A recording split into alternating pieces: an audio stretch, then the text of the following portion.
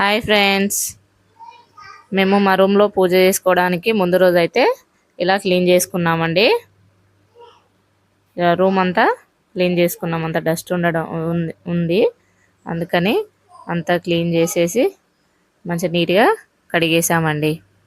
ఊడ్చేసి తుడిచేసాం అంత రూమ్ అంతా.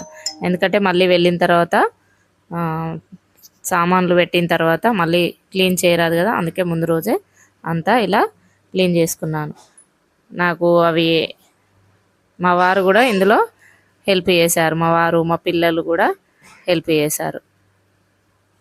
ఇలా అందరం కలిసి క్లీన్ చేసుకున్నాం.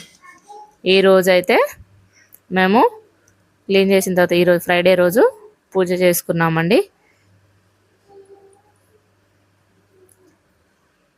ఇలా పూజ చేసుకున్నాం మా వారు నేను కలిసి. పిల్లలైతే స్కూల్కి వెళ్ళారు. హాఫ్ డే స్కూల్స్ కాబట్టి కొంచెం తొందరగా వాళ్ళకి స్కూల్కి పంపించి నేనైతే రూమ్కి వెళ్ళి అక్కడ ఇలా మేమిద్దరం కలిసి పూజ చేసుకున్నామండి. మీకు ఎలా అనిపించిందో కామెంట్ చేయండి ఫ్రెండ్స్. Okay, bye.